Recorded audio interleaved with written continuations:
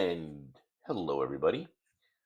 This is Gene King, and welcome to a Media Notes edition of the Medium's Messages and More podcast. Let's kick things off with a piece of research that's been published by Civic Science, who reports of the rise of social media in its place as a primary outlet for breaking news for Americans. Now we know that social media has risen through the ranks of media channels as a popular source for news, for good or for bad. But civic science broke this down to specifically breaking news, and their research really indicates the ascension of social media for Americans and breaking news. It makes sense. I, for one, typically will go to X. That's my platform of choice since I've been using it for years and years. And to be honest, for all of the years that I have been utilizing X, it has primarily been for breaking news, not for news in general, really, but for breaking news.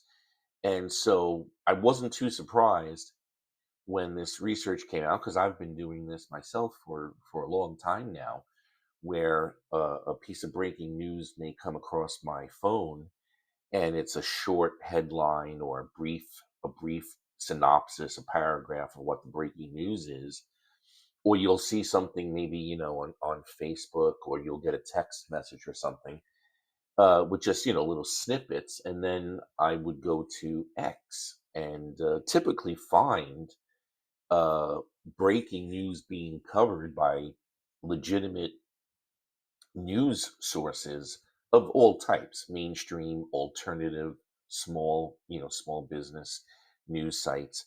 And so I have found X to be a very good source for breaking news.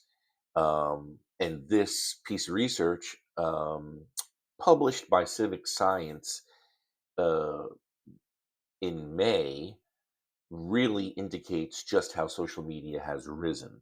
So they surveyed almost 46,000 US adults beginning on New Year's Day.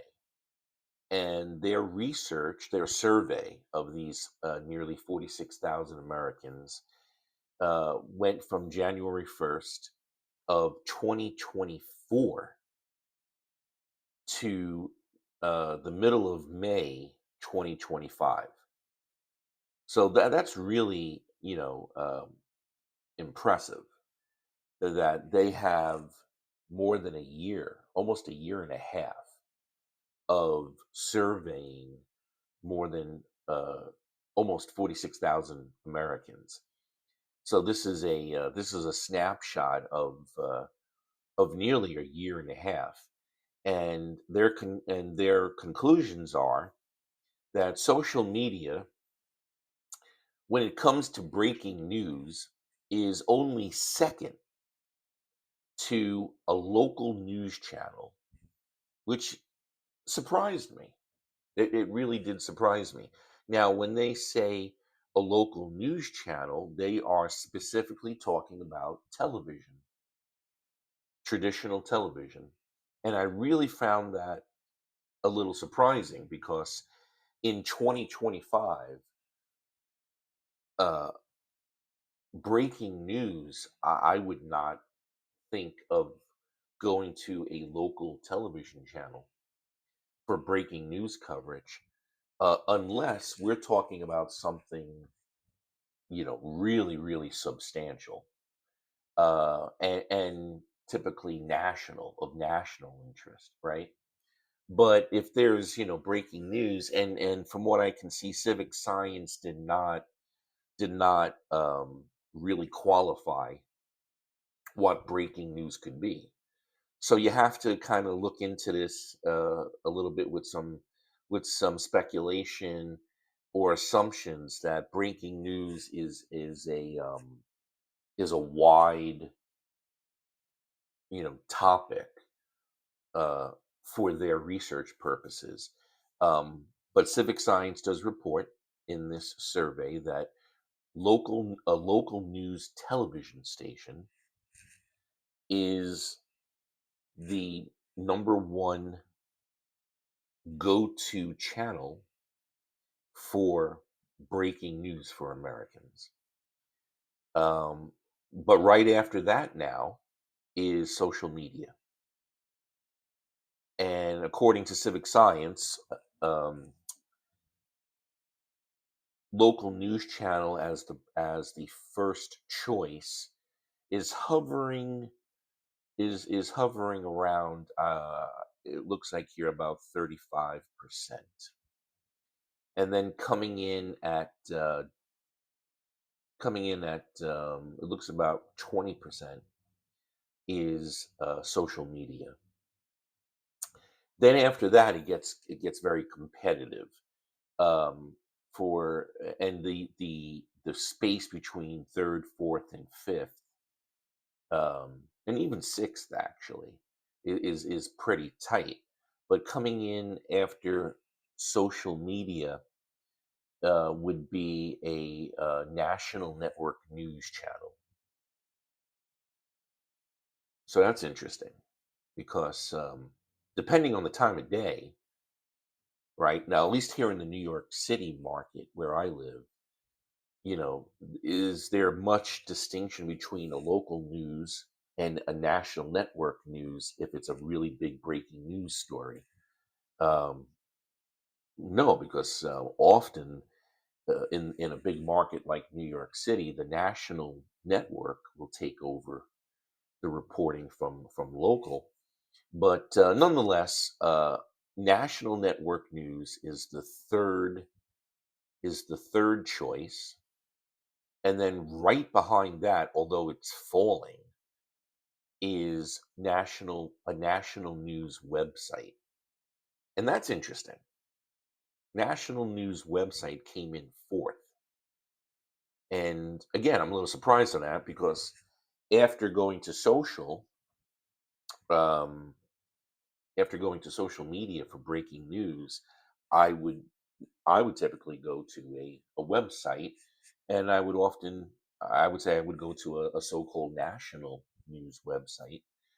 But in civic sciences research, national news websites came in fourth place, and it's barely in fourth place. It's almost even with national cable news channel for an option. So it's pretty much a dead heat between national a national news website and a national cable news channel as the really the fourth. It's a tie basically, as the fourth option, and below that comes in a local news website, and then coming in last, relatively speaking, for this research, is radio. So to recap, civic science recently published a piece of research. It was a survey of nearly 46,000 American adults. They began this research on New Year's Day, 2024, and they concluded it on May 16th, 2025. And their research indicates that in first place, uh, where Americans go first for breaking news, is a local news channel. But then rising and in second is social media. And then coming in third is a is national network news, followed by a national news website, local news, national cable news, and then radio. So there you go. There you go. Interesting. Very interesting. I think it kind of surprises surprises me on that. But nonetheless, the fact that social media is now, according to Civic Science and their research over almost a year and a half, social media is consistently separated from the pack as the second most popular choice to go to for breaking news.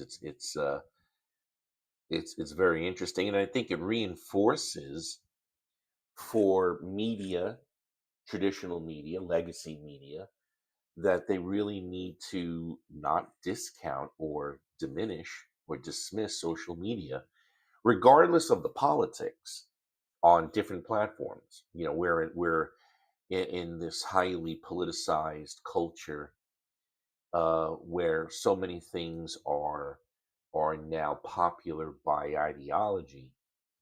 We also have that, of course, in social media, right? So you have and media, marketing, politics. They want to put everybody in a box, right? They want to try to make life as simple as possible, as black and white for them, not for us, but for them. And so they try to do this neat, segregation of people, right? So if you're conservative, so called, or Republican, so called, right? You go to X. If you're liberal, so called, progressive, so called, you go to Blue Sky, right? Trump has his Truth Social, right? There's so many different, and then there's smaller platforms. I don't think necessarily civic science is talking about things like TikTok and Instagram for breaking news. Um, I think we can assume that it's mostly, the X's and Blue Skies and maybe the social media channels of media where people would go to. But interesting research there. So let's now, since we're talking about um, media and the choices that people are making, let's pivot to YouTube's continued domination in media in general. It wasn't all that long ago that I had written an article for the Medium's Messages and More newsletter that reported that YouTube is quickly becoming the dominant source for overall media that people are going to, um, and this trend continues, and we see in April, according to Nielsen's media distributor gauge. This is a monthly report that Nielsen publishes that reports on um, what media is, the most utilized by consumers, and also breaks it down like in streaming, which channels are being used the most. So let's just first start off with um, Nielsen's April report on total media utilization, and what Nielsen reports for April is that of all media, now this includes traditional broadcast television, cable, satellite, pay, and streaming. Um, the dominance of streaming just gets, more solidified. And I have written extensively for the newsletter We've also done some podcast episodes about this, about the status of legacy media and traditional media, and how it continues to decline in status, and how it is in an existential crossroads, where they need to make some big decisions on what they're going to continue to offer and how they're going to continue to offer it, and what are they going to do and what are they going to be. And Nielsen's April report just reinforces that legacy media it really is up against the wall, and the dominance of streaming is clear. So for April, Nielsen reports that streaming made up 44.3% of all media usage. Um, that's incredible. That streaming is closing in on accounting for half of all media consumption. So in April, it was 44.3%. Coming in at second was cable. And boy, cable, you might as well throw cable into the same basket as legacy media. I think the younger you go in demographics, especially 30 years of age and younger, traditional television, over the air broadcast television, is the same as cable. I think a lot of reports are indicating that when you go into the younger demographics now, especially college age and younger, those consumers look at cable channels such as TNT, TBS, AMC, CNBC, um, USA, HGTV, the Food Network, on and on. They might as well be ABC, NBC, CBS. It's kind of one of the same to them. They don't utilize it. They have actually very little interest in it. The brands don't really mean anything to them. So cable comes in April at 24.5%. And then behind cable is traditional television at 20.8%. And that's just incredible. It's stunning that traditional broadcast television, the giant legacy networks of ABC, CBS, NBC, Fox, are down to 20.8% in total for media consumption. And I've seen some numbers recently. So if you think of the fact that Nielsen is reporting that total traditional broadcast consumption is now at 20.8%, that's total among all of the networks and so on.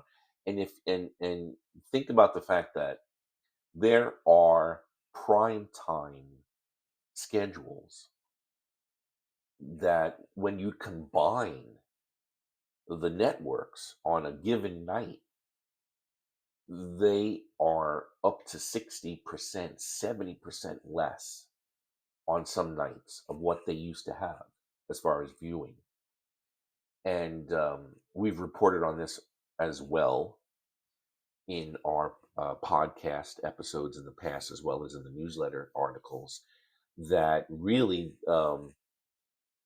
ironically, we're just talking about breaking news and how local news is still the go-to. Well, local news, your traditional 6 p.m., 11 o'clock, 10 o'clock evening news, is still a moneymaker for broadcast television stations.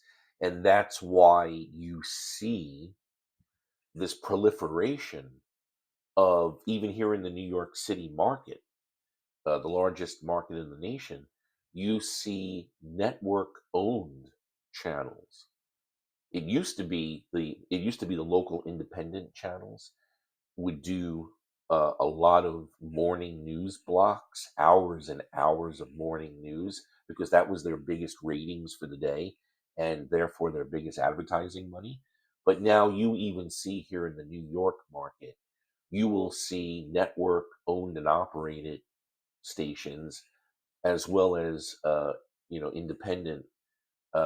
independent stations now just do hours and hours of local news programming, and that's because it remains a source of revenue.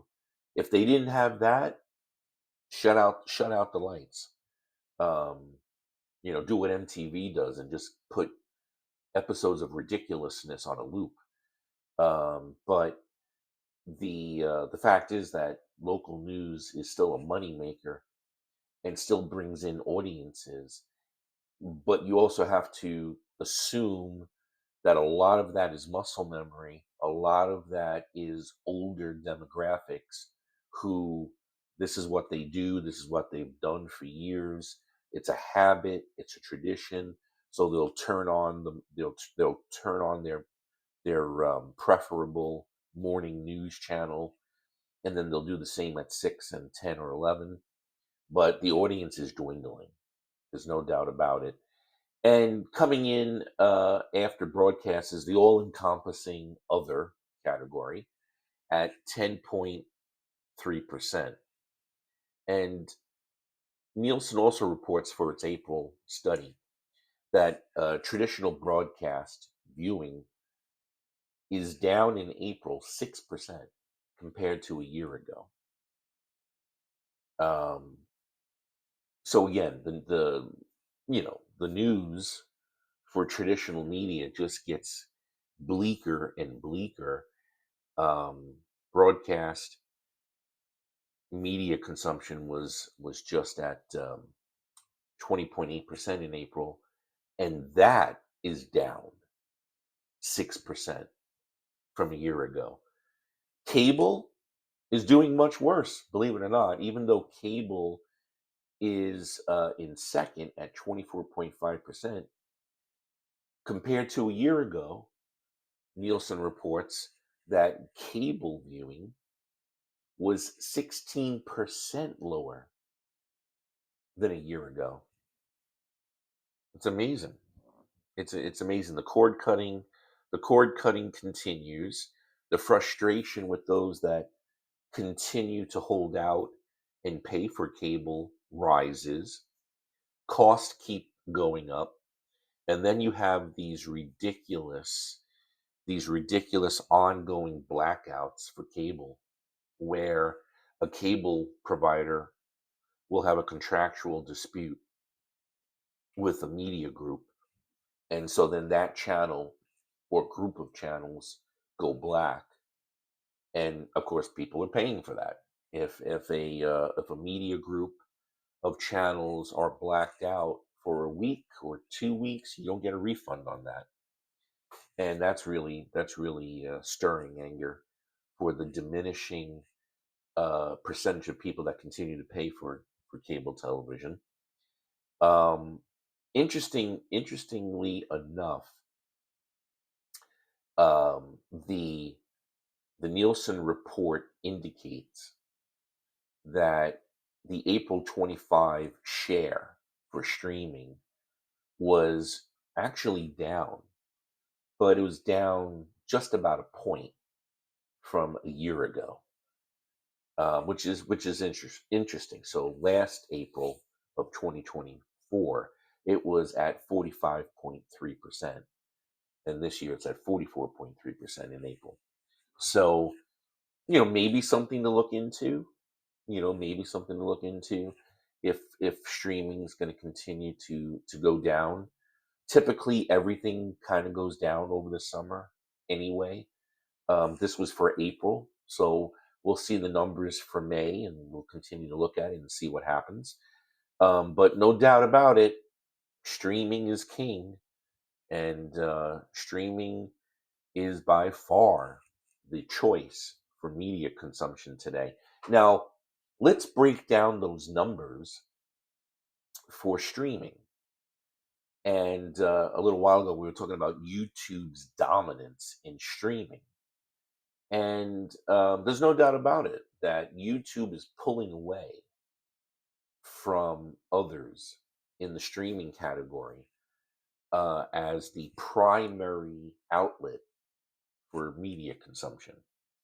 So let's break down these numbers that Nielsen provided for the month of April, and take a look at all of the streaming channels in their survey and where they rank. So coming in at number one, once again, and pulling away, is YouTube. And YouTube is now accounting for 12.5% of all streaming in the month of April. 12.5%, that's up from a year ago in April. That's up nearly 30%. So really since 2025 began, we have been covering the emergence of YouTube as the most popular media channel for Americans to go to for media consumption and for entertainment. And it, relatively speaking, it's happened very quickly. And this Nielsen report for April indicates that, because um, a year ago, YouTube's share was 29% lower. So it has really risen, and it has risen fast. It was YouTube's third consecutive month at the top of the Nielsen chart. And interestingly enough, um,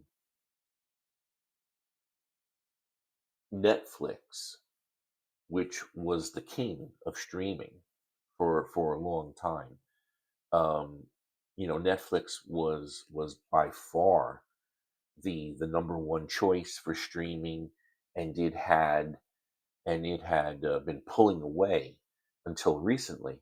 Well, Netflix comes in second, and Netflix has been in second for a while now. In most research that I've seen, Netflix came in second at 7.5% of all streaming. And Netflix kind of went through this kind of relatively dark, not dark, quiet period uh, last year, where they were pulling back on new releases. They were canceling shows. But I would say, really, since the second quarter of this year, they've they have gone back to how Netflix used to be, and they are releasing much more new material. They seem to be doing a lot more PR, doing more publicity for the platform, and their content is increasing, and it's popular. So Netflix came in second at 7.5%. Coming in at third is Disney. And what's interesting with Disney is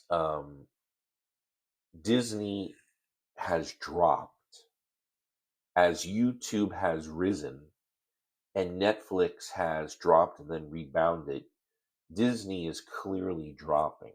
There's a trend there that is beginning to take place, where Disney's share in streaming seems to be going down consistently.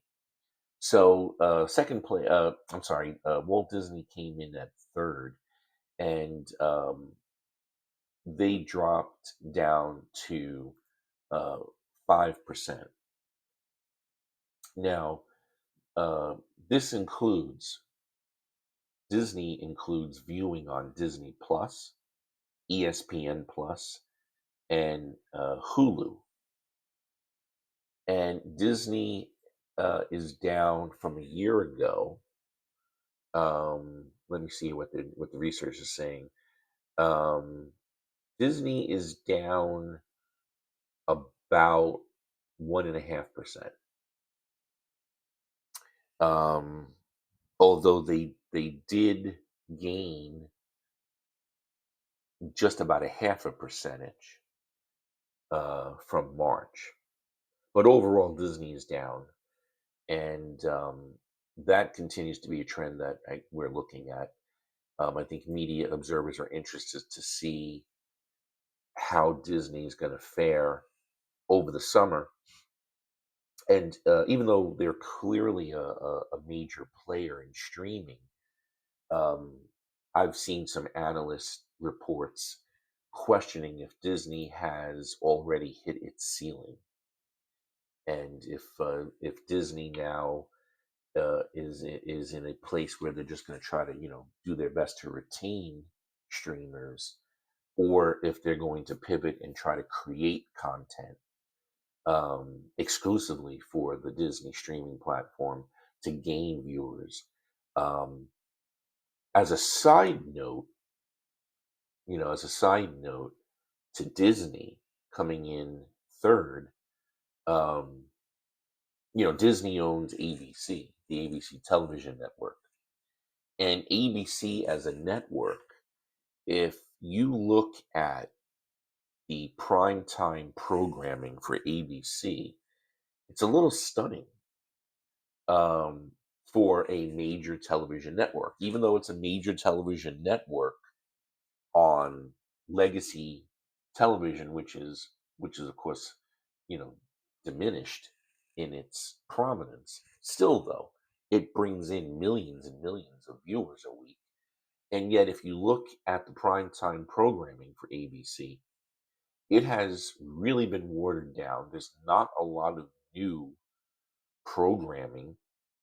And the head of Disney himself said just a few months ago, which caused the market to go crazy, and people at ABC started having anxiety fits because um, uh, Iger at Disney, whether it was a slip and he didn't mean it, or it was stream of consciousness and he revealed his true feelings about ABC. But he did say at a meeting, a public meeting, that ABC was an asset that Disney did not really hold in high regard, in the sense of something that they needed to hold on to, and it might be something that they would spin off or sell. And when you look at the programming investment at ABC, it makes you wonder, because if you look at the primetime lineup at ABC now, a lot of it is game shows. A lot of it is game shows and uh, live reality shows. Um, Not a lot of original programming. So it'll be interesting to see what happens. And of course, ESPN is a part of Disney as well. And it's really interesting that Nielsen, you know, makes sure that it tells us in its reports that when it accounts for Disney's share of streaming, that includes Disney Plus as well as ESPN Plus. And that's really surprising, and it's going to be something that media observers are going to be fascinated in observing on what's going to happen, because you would think with ESPN Plus being grouped in with Disney as the streaming platform, that its numbers would be higher. So that's a little interesting too. But we know that ESPN's audience on cable has been greatly diminished from what it used to be. It keeps bleeding viewers to the point where I think for survival, and to give the executives at ESPN some credit, just looking forward, and looking into the future, they realize ESPN's future is not cable, it's going to be streaming. And so, therefore, they have invested heavily in ESPN streaming, and launching new offerings that include ESPN. But the fact that ESPN didn't help Disney get more than 5% share is interesting too. And that could be something related to the cost of sports programming. Um, we know, and we've covered this as well, that even though sports is the number one source of media consumption across the board, whether it's on broadcast or cable, um, the cost of it for the channels is becoming prohibitive. And for people who are sports consumers, paying for multiple streaming channels to get the sports they want is becoming prohibitive because of cost. So you get the feeling that the sports bubble is going to burst. That whether it is the networks or the channels themselves that are just not going to be willing to put out the money that they have been for sports, or it's that viewers can't afford to watch sports anymore on television, which is an absurd thing that sports would allow to happen, but it is happening. It does make you wonder what part of that is accounting for the fact that even though Disney has ESPN, it is not boosting their share in streaming. Coming in next after Disney is Amazon Prime, and Amazon Prime is actually a streaming channel that is on the upswing, mostly, almost exclusively because of sports. Amazon has um, Amazon has really invested a lot into sports, of course, with the NFL now and their holiday games that they'll be offering, as well as Major League Baseball games. So Amazon's investment in sports, although relatively speaking, is the results are minimal compared to all the other networks and sources for sports. It is rising, and Prime Video has really pivoted to sports, uh, especially the NFL. Coming in after Prime is the Roku channel, and I'm sure Roku is very happy to learn that they are at 2.5%. That's an uptick for them. They continue to increase viewers. Um, might be a correlation to the fact that they continue to increase their offerings on their Roku channel, on their live TV. Roku also, of course, has the built-in Roku TVs, Roku sets, where the Roku channel is prominent.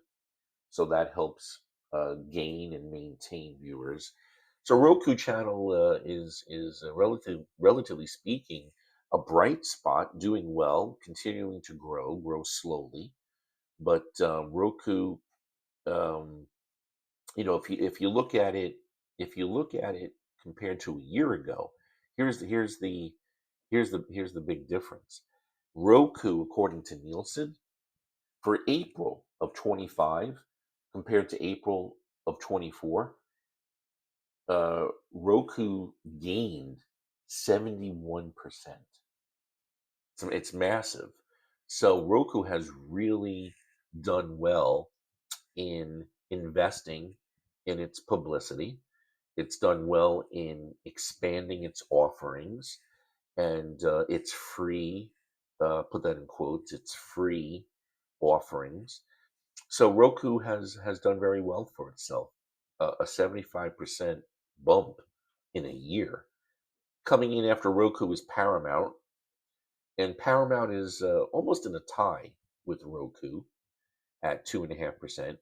Paramount includes viewing on Paramount Plus as well as Pluto, and Pluto has done very well. Now the thing with Pluto, is Pluto was rising and rising and rising for a while, and it was gaining more viewers, it was gaining traction, and it kind of stalled a little bit. Um, it looks like Pluto was in a battle with Tubi, and for a while there, I think Pluto had the bigger infrastructure with Paramount initially. Um, but now Pluto seems to be quieting down a bit, um, where it's not gaining the viewers as it had been. And I will say this when it comes to Pluto, my own personal consumption of Pluto, I have experienced frustration with Pluto that it has become apparent that they have increased their commercials, the length of their commercial breaks and the number of the breaks. They have increased it. It is noticeable and it is not enjoyable. So I can say from my own experience that I have been utilizing Pluto a lot less because I got annoyed. Just a couple of weeks ago, I was wanted to watch a couple of things on Pluto, and I really literally got annoyed with the number of commercial breaks. And I had started using Pluto not long after it first premiered, and I can see the difference in the number of commercial breaks. So I do wonder if that is coming into play, that Pluto is hurting itself in gaining and retaining viewers because of the increase of its commercial breaks. People aren't necessarily going to streaming for commercials, right? I mean, a lot of people are cord cutters and they're going to streaming as an alternative. Um, but on top of that, you know, a lot of content on Pluto are movies and documentaries, and I don't think people want to have a lot of interruption in their viewing. And that seems to be the way Pluto has leaned. I'm going to assume, and I think it's a safe assumption, that part of Pluto's programming change is because of the ongoing drama between Paramount, which owns CBS, and the Trump administration. And of course, Paramount is trying to either sell itself or merge, be taken over, and the Trump administration is really playing hardball with Paramount. They're very unhappy with the now infamous episode of 60 Minutes when it interviewed Kamala Harris, and there was editing done that a lot of people, including those in the Trump administration, felt was not journalistic, and was editing done to make um, the Democrat presidential candidate look better. And so there's this ongoing legal slash business drama taking place. Paramount wants to merge or it wants to sell itself, and it has to get, of course, approval from the federal government. That's not happening um, in any swift way. And so, as Paramount continues to struggle, relatively speaking, financially, they lag behind other media providers. It makes you wonder if their increase in commercials on Pluto is to try to help boost the revenue as this drama plays out. It seems to be a fairly safe assumption. Anyhow, talking about Tubi, Tubi comes in at 2% of all viewers, and Tubi is an interesting case because Tubi goes up and down, and although it is much larger than it has been, and Tubi continues to be a very popular choice in surveys when it comes to streaming choices. Tubi continues to be, one of the most popular brands in streaming. Yet Tubi, um, as with Disney and a couple of other channels, seems to, including Pluto, seems to have hit a ceiling recently of growth. So Tubi was growing very well in 2024, month to month, and that seems to have slowed down.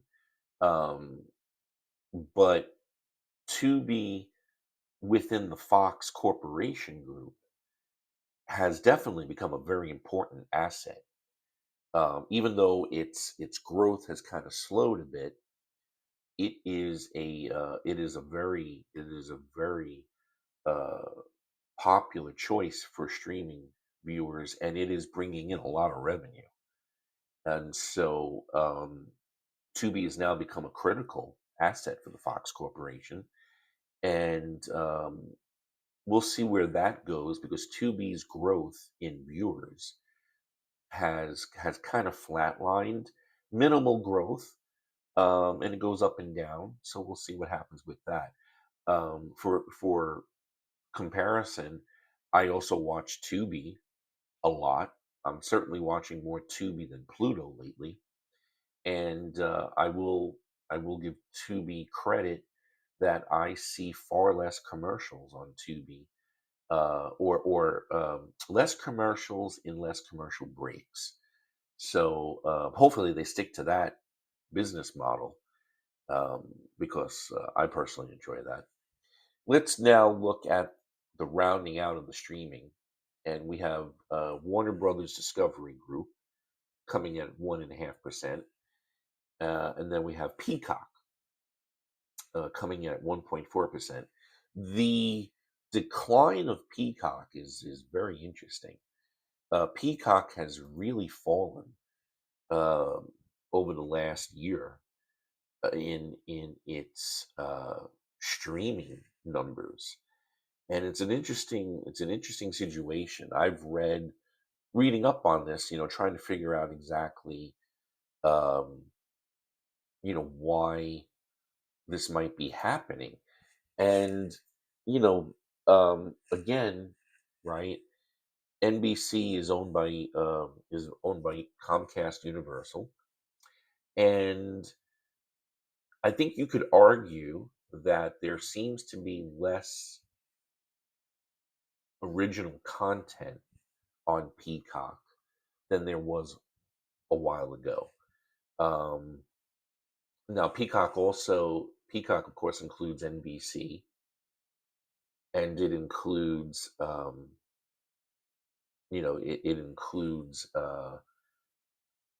its contract with Notre Dame Sports, and it also is going to include the NBA now. So we'll see if these numbers go up. I suspect that Peacock's numbers will go up because Peacock slash NBC is doing what Amazon Prime has decided to do, and Peacock slash NBC is going harder into live sports programming.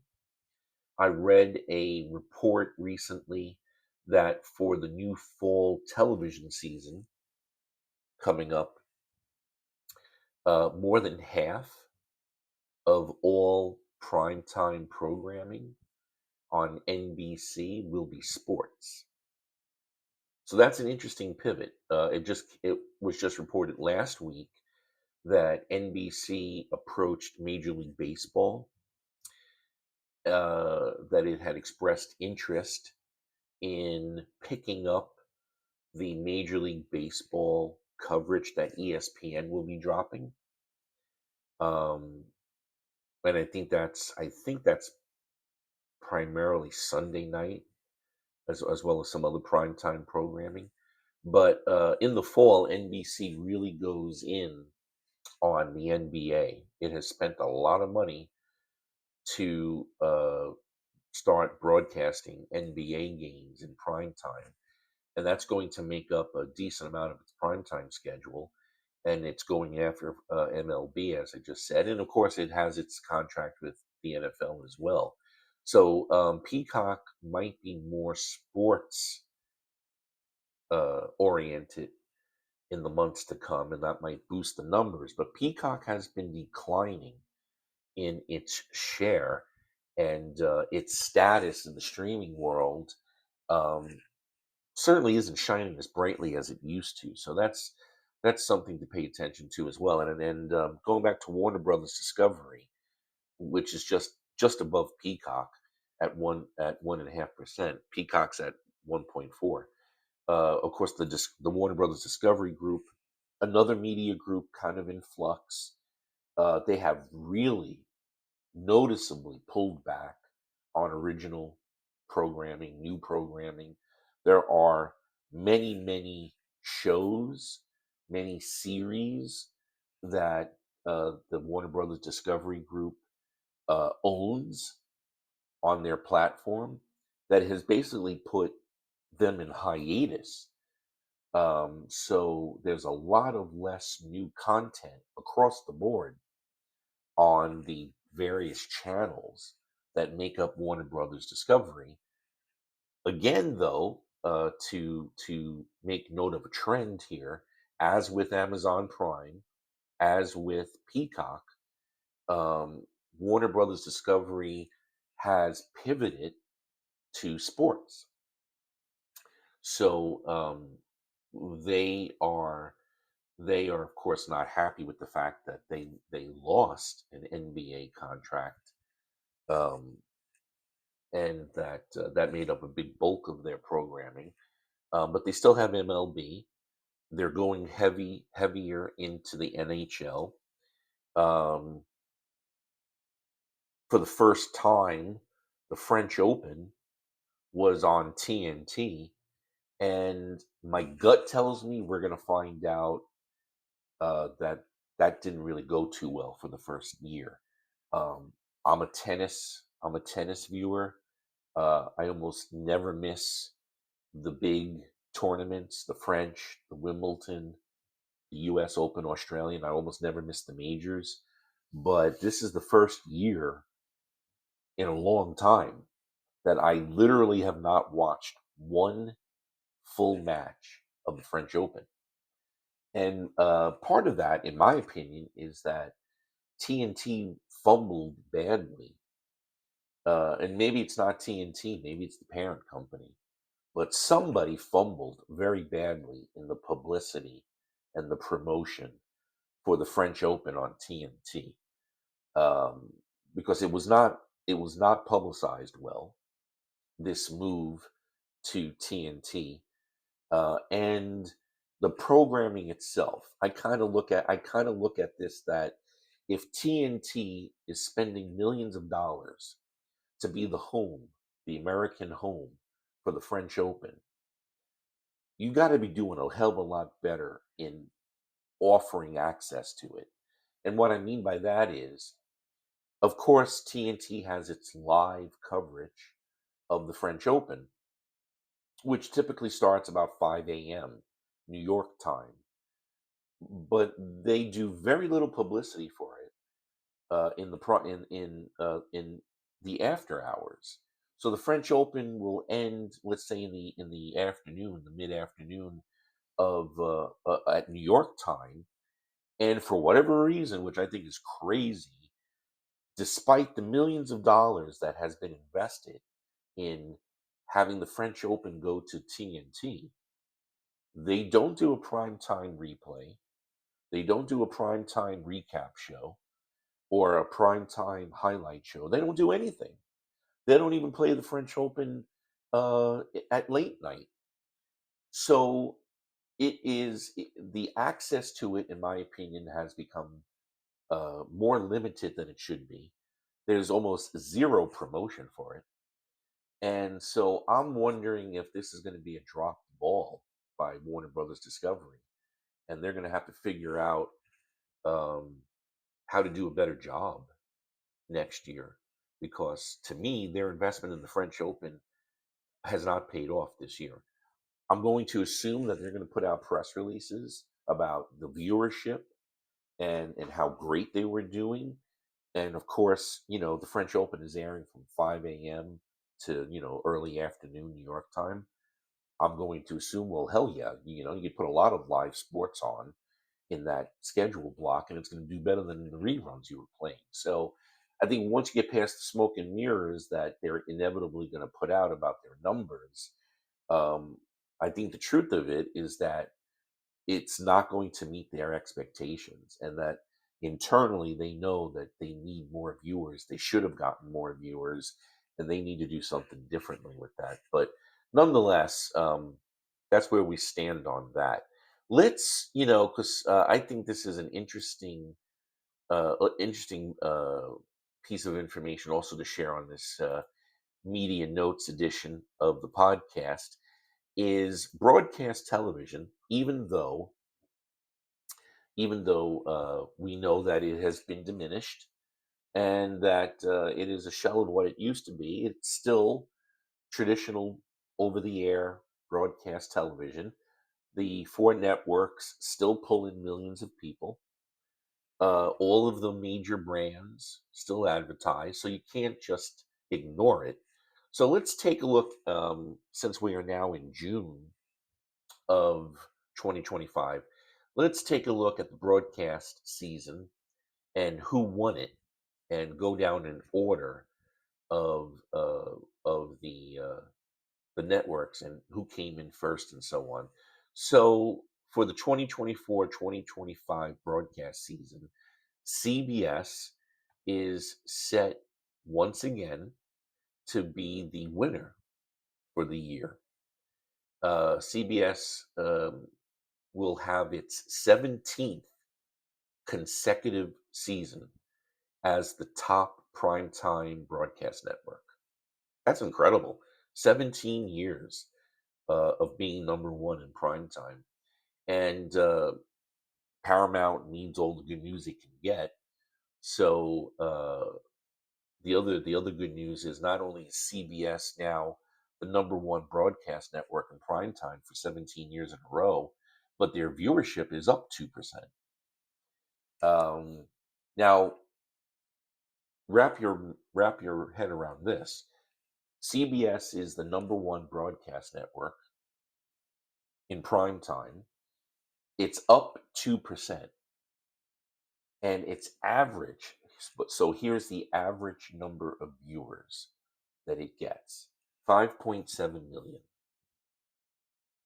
That's 5.7 million average viewers, according to Nielsen. And of course, hey, listen, 5.7 million is nothing to sneeze at. Um, but it is, of course, a lot lower than it used to be. Um, Collectively, Nielsen reports some more good news for broadcast, and they, of course, need it.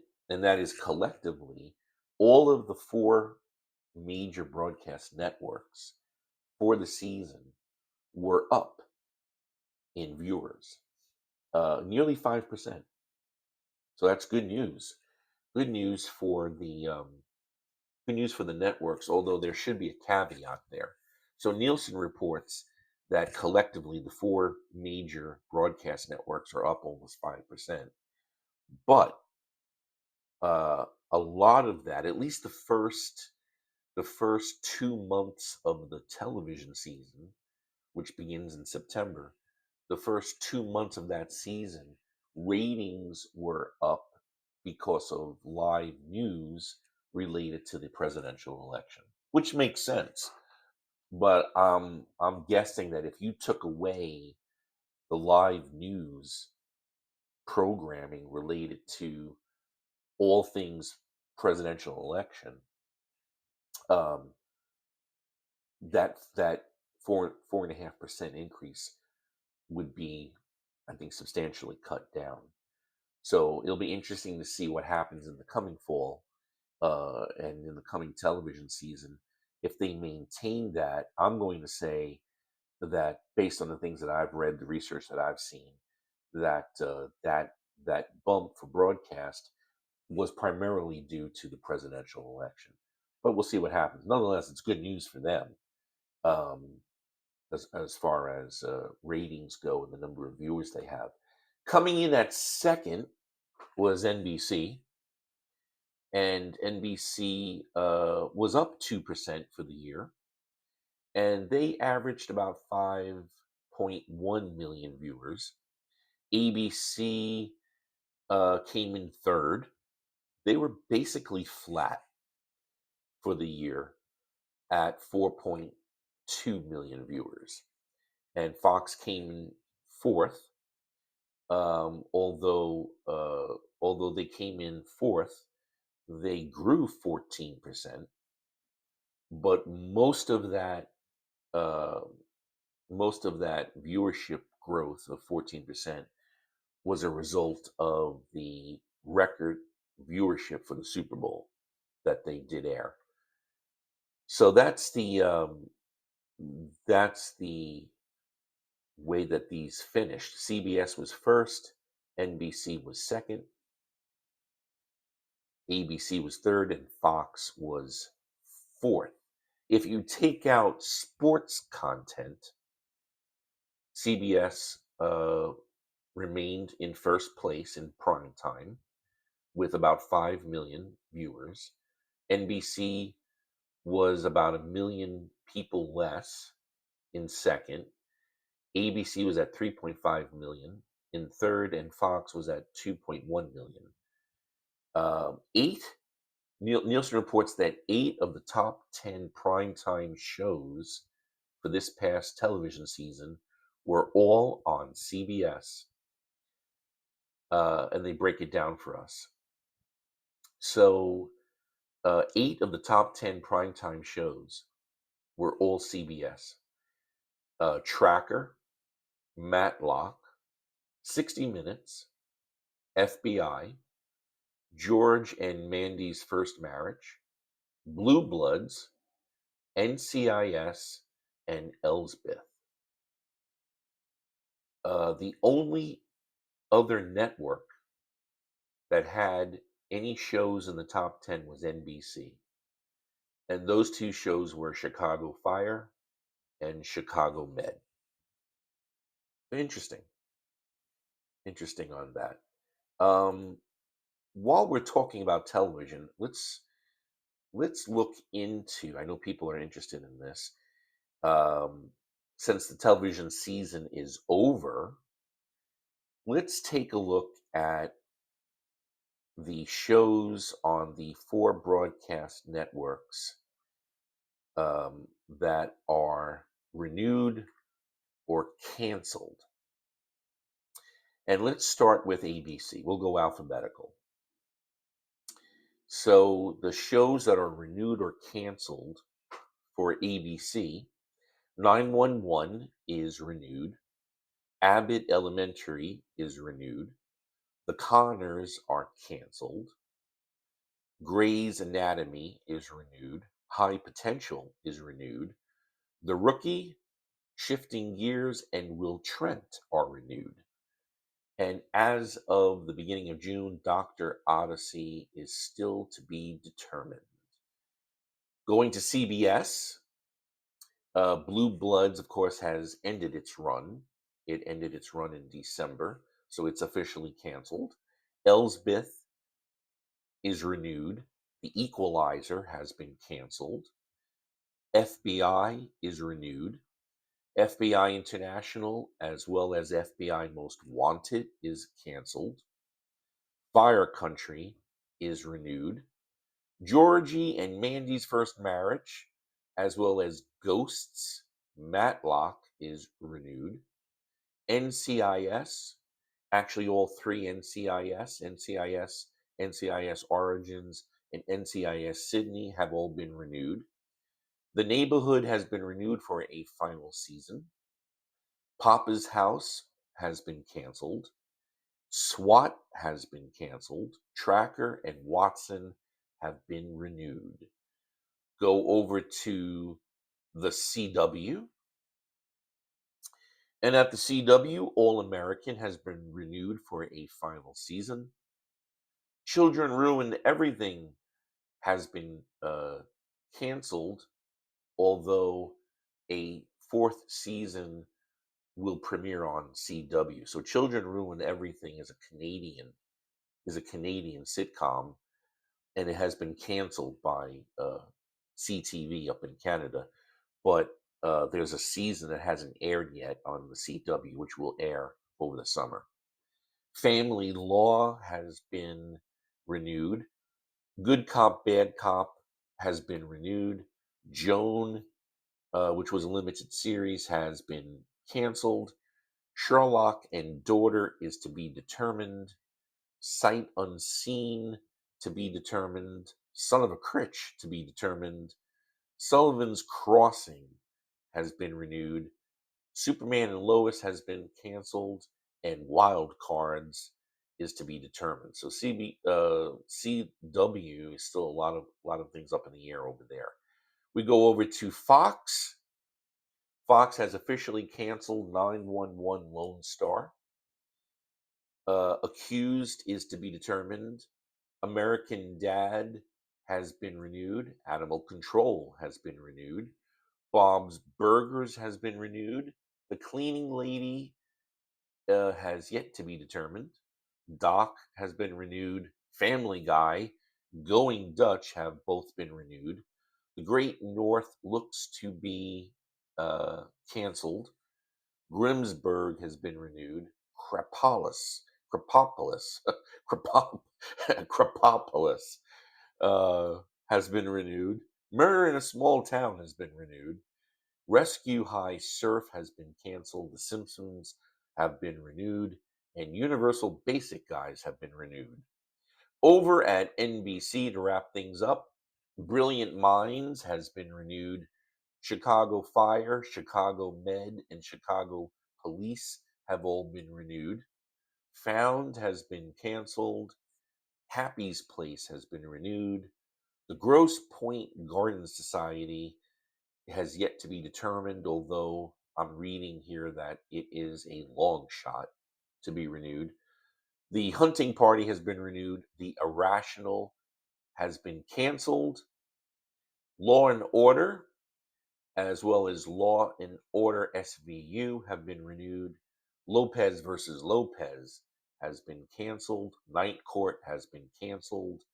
St. Denis Medical has been renewed. And Suits LA has been canceled. So there's a rundown of all of the television shows that have been renewed or canceled for the upcoming season. And let's how about we just wrap things up with some small pieces, some small tidbits here of media news. New York Magazine has decided to join Substack. I'm on Substack with mediums, messages, and more. Well, now New York Magazine has joined me and many others on the Substack platform, and it is publishing a daily newsletter on the platform called Dinner Party. And that decision by New York Magazine to join Substack is part of a trend of traditional or large media going into podcasting as well as Substack, where there are growing audiences for both.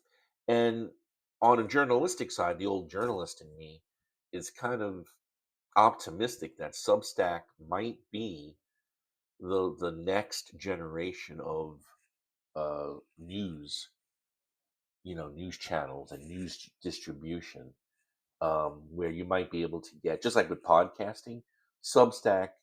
I think Substack is a great place for news outlets, news organizations to put content on there that is really specific to a certain topic or audience. It's a great way to grow it, and then to tie that in to your other channels and the motherships and all.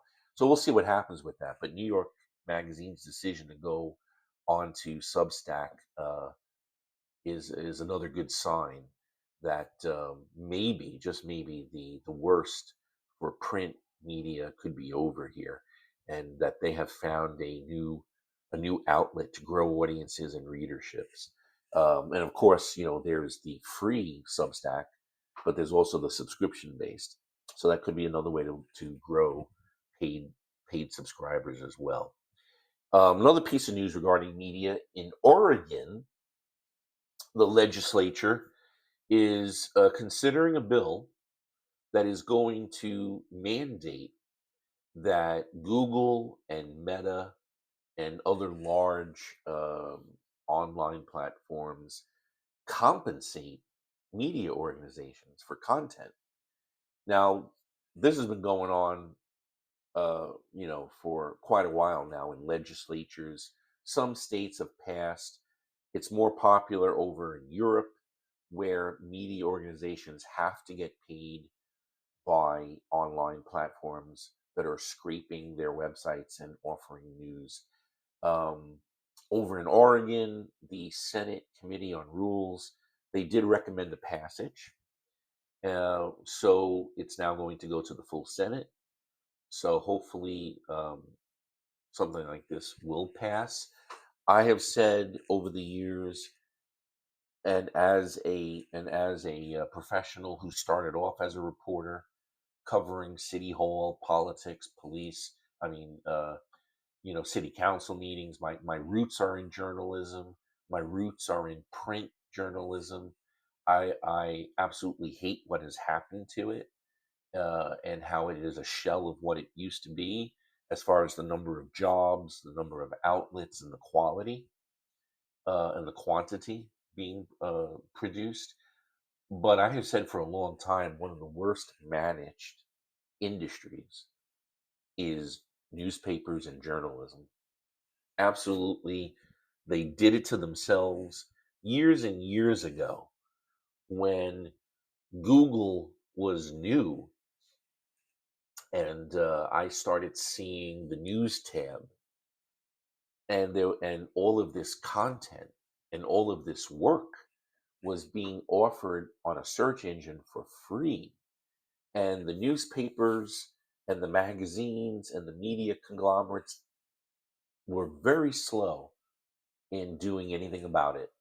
And actually, for the first decade or so, they made a deal with the devil. They tried to indulge the search engines, and let them have that content for free, with the promise of reciprocal links and getting a share of revenue from clicks. And it just never happened. It just fell apart. And by the time the media ownerships realized that they had cut their own throats, um, it was too late. It was too late. And so hopefully there is some legislature that will mandate that search platforms, other websites, things like Facebook, anything that is offering uh, news that is being produced by third parties, and they're offering it in full. Really should be there should be some type of compensation there. It is creative, it is work, it's copyright. So hopefully, if it does pass in Oregon, that will make other states fall in line, and do the same thing as well. Um, Byron Allen. I don't know if a lot of people know who Byron Allen is, but for those in the media world, of course, we know that he is one of the most successful executives in media today.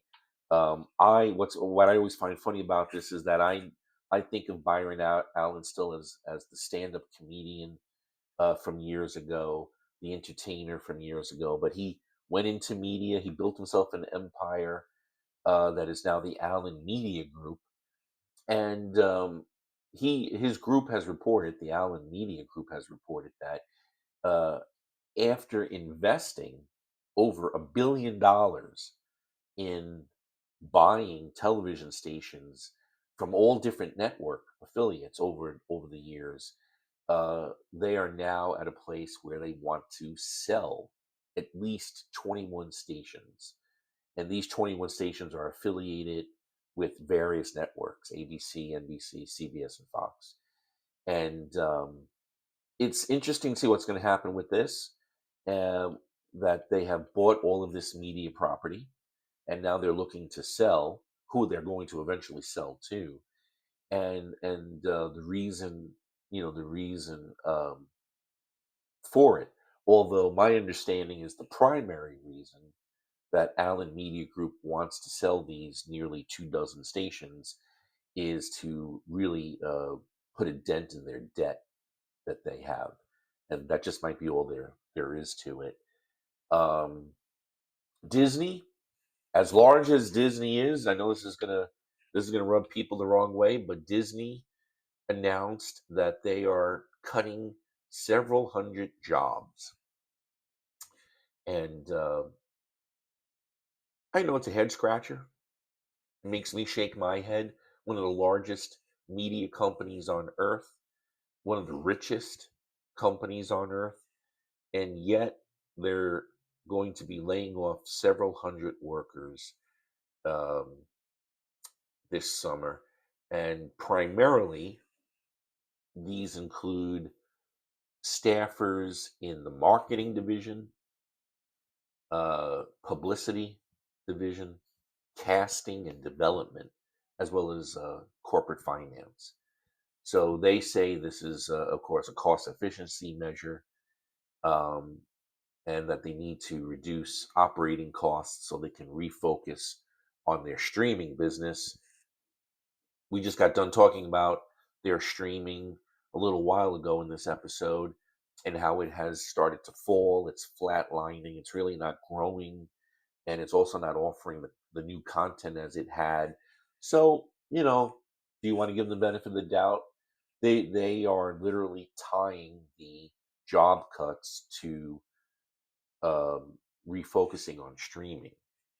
In that sense, well, we can at least make an argument that they need to do something for their streaming to prop it up again. So apparently their answer is, let's just cut several hundred jobs, and that money will help us do what we need to do for the streaming business. We shall see.